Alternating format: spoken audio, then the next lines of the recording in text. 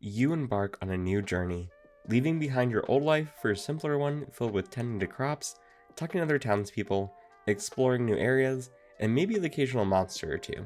But how do you start? Easy. Take this tool and plant the seed. Great, now take this watering can and watch it grow. Done that? Amazing. Take the crop and deliver it to this NPC, do that a few times and you're ready to actually start your new life. Don't get me wrong, tutorials in farming games are a great tool to slowly introduce new mechanics, especially for new players to the genre. But it can make the game feel like its core mechanics are locked behind some artificial door you have to slowly grind through to do that next quest on your never-ending list. Or feel frustrating for returning players looking for a faster paced playthrough. Then enter Stardew Valley, a cozy farming sim created by Concerned Ape that has kept people coming back for hundreds of hours for over 8 years. I could get into all the ways Stardew Valley is special, but we'd be here for days. So, instead I want to explore the brilliant way Stardew Valley teaches you its core mechanics and progression system naturally, rather than telling you.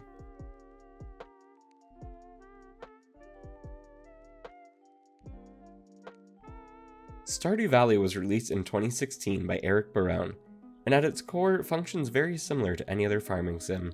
Water your crops, talk and romance a cast of NPCs, mine for materials, fish, and craft items that improve your farm. But Stardew Valley slowly introduces these concepts to the player almost seamlessly, allowing for a truly unique experience for each player. When you first arrive at your grandpa's rundown farm, you are given a set of tools, an enticing gift in your house of 15 parsnips, and one of your first quests, harvest one. And then, unlike many other games in the genre, you're left more or less to your own devices. When you leave your house, you're told basic controls and met with trees, rocks, and weeds blocking some of your view. And this is when Stardew starts to subtly let you learn things on your own, rather than giving you an ordered process to progress. You may start figuring out how to harvest your first parsnip, looking at the tools in your inventory, the soil around you, and piecing two and two together. You may want to explore your new home, leaving your farm to meet more of the residents. On your way into town, you might find a forageable or two, introducing you to one of your 5 skill levels. You may wander into Pierre's, where you'll find you can buy even more crops with your starting money. Maybe you are lucky enough to find an artifact spot lingering in the ground, with dialogue saying to go to the museum, opening up yet another avenue to explore. On and on that first day, you find little snippets of something new, until you realize, uh-oh, it's 1 AM, apparently you're getting tired, and you should probably go to bed. If you want to explore a little bit longer, or if you can't make it back to your bed in time, you'll just pass out and start the next day with some lost energy. All of this is happening in just your first day in the valley. And the nice thing is, no matter what path you decided to take, you're not locked into doing one thing with fear of not progressing if you make the wrong choice. It's rather a process of trial and error, finding balance between all the things you want to do and the limited amount of time and energy to do them. Having a limited amount of energy, especially in the first few days, is another important part of how Stardew teaches you how to play the game, rather than telling you.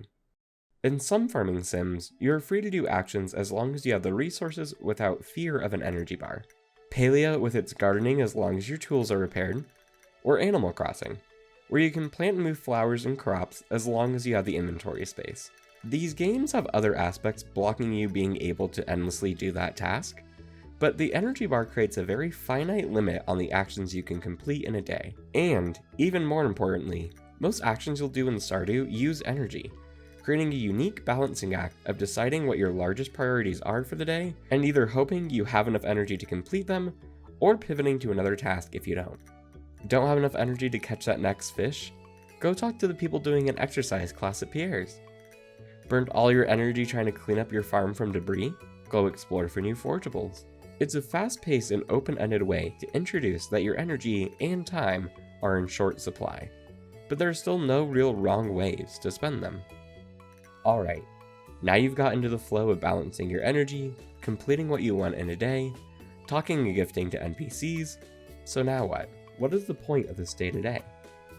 Well, on your explorations, you might have come across a locked building north of town, a pretty centralized and large mystery.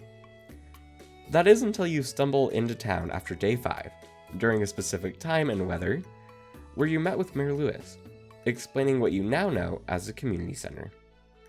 After meeting with the wizard and experiencing one of the many quirky cutscenes the game has to offer, you can finally start restoring the building to its former glory. Right? Kinda. The way the community center bundles start out with some of the items you may have already gotten in your adventures, daffodils, dandelions, parsnips, only to slowly unlock more bundles and rooms with more difficult items, serves as a progression system and tutorial in its own right. You probably are gonna have the parsnip you started with, and may have caught a fish or two. But have you visited Pierre's to see the wider selection of seeds you can plant? Have you fished in the mountain lake for the largemouth bass? These questions subtly pose to the player as they explore more of the community center, incentivize more exploring, even more tasks to add to your already long list during the day, all while still not telling you to do one thing over the other, letting that progression be at the speed that's comfortable for you.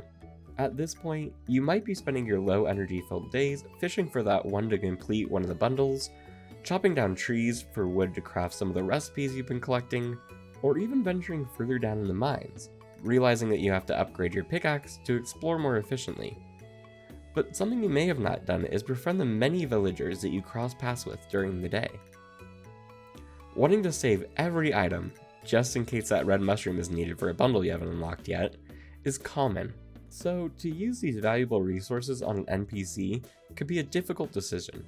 But on Spring 24, Stardew throws my personal favorite way of introducing new tasks and priorities at you: the Flower Dance. You may have gone to the Egg Festival on Spring 13, a cute festival with a mini-game that brings out your competitive side, so you might go into the Flower Dance with similar expectations. But wait, I have to find a partner to dance with? Okay, no big deal, I'll ask Sam. He seems nice enough and I want to get to know him better. Oh, he said no. Okay, that makes sense. I don't know him that well, but oh, I've spoken with Mara a few times. Surely she'll dance with me. No? You go around to everyone asking, no, pleading them to dance with you, and realize you aren't good enough friends to dance with anyone, meaning you'll have to stand on the sides this year and watch. For some, this isolating experience kicks their friendship grind into high gear, as they become the nicest person in town, gifting and talking to folks every day. For others, you might be taken back, but realize you can always try next year when you've gotten to know that special someone a bit more. Both playstyles are common, and the sudden panic for some, and the more relaxed grind for others, is a brilliant mechanic Stardew uses to allow players to set their own expectations and goals. This event, like many others during your first year, helps to reinvigorate passions for potentially forgotten skills or tasks, while providing a nice break from the mundane day-to-day.